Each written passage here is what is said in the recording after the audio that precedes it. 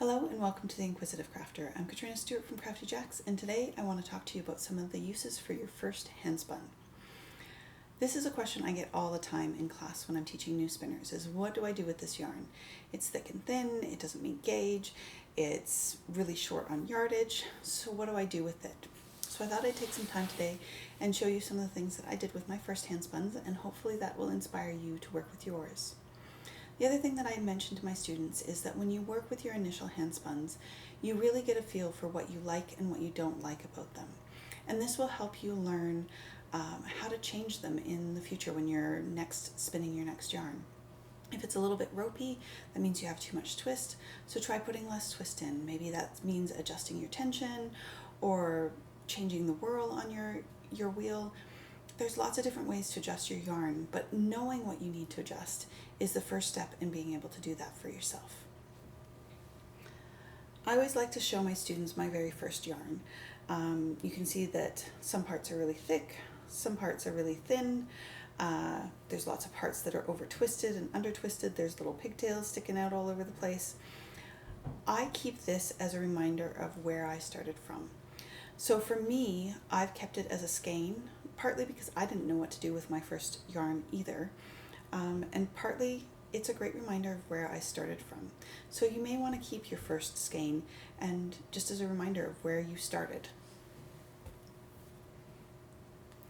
Hats are a wonderful use for your first handspun skeins. They don't require a lot of yardage. They're really forgiving because of their negative ease to any differences in your yarn diameter. So if some parts are a little bit thicker or thinner, it's really easily absorbed in that negative ease. It's also really easy to put a stripe into your hat. So it's great to be able to use up two different handspuns, putting a stripe in there. That's a fantastic way to use up little bits of handspun. My kids were really little when I started spinning, and so I did a lot of little mittens for them. If it had a little bit too much twist, then it just made them a little bit harder wearing.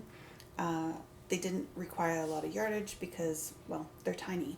You can also make mittens for adults as well because, again, it doesn't require a lot of yardage, but it's great for handspun.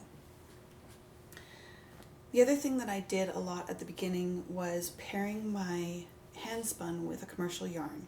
So trying to find one that sort of matched the rough gauge that I was able to get from a yarn. So in this case, the yellow in here is handspun and the cream is a commercial yarn. And so that's a great way to extend your yardage. Same with this one. The pink is handspun and the sort of browny color is a commercial yarn. So again, great way to extend the yardage.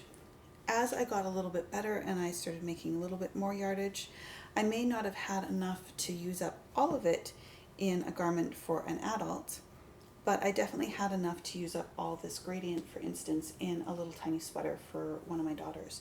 And so a great way to use up your handspun is to knit for kids. The world is full of patterns for little hearts, tiny snowmen, all sorts of ornaments, those sorts of things. Those are great uses for your handspun as well. And then there's things like these lovely little gnomes. So I've had a few questions about my gnome family that sits in a lot of the background of my videos, and so I thought I would talk a little bit about them. So these were all made from a slightly modified pattern. It's Never Not Gnoming by Sarah of Imagined Landscape. I'll put a link in the description for you guys so you can find the pattern.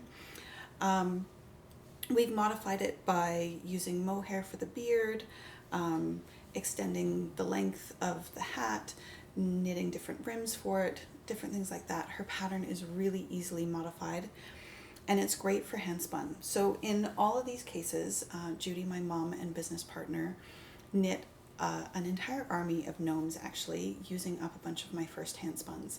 And some of them went to my brothers and sisters, some I got to keep. And there's great memories in a lot of these for me in the actual handspun. So most of them are paired with a commercial yarn for the body.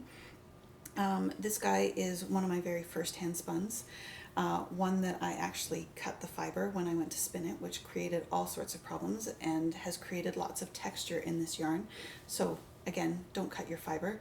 But it's great to sort of look at things like this. We also have modified the pattern to use like a boucle yarn for hair instead of a beard. This one has some little sheep in her arms, and that were just little buttons that I sewed onto her stomach. You can add bells to them. And so a great use for handspun is knitting gnome hats. And so these gnomes they're kind of fun and they're kind of whimsical. So there's lots of patterns out there for fun, whimsical things like that you can do with your handspun as well.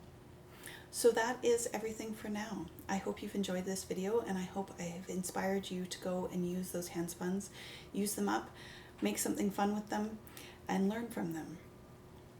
If you have something you would like us to answer in a future video, please send your questions to ask@craftyjacks.ca. That's ask@craftyjacks.ca, and we will do our best to do that. Thank you so much for joining me today. That's it for now. Bye for now.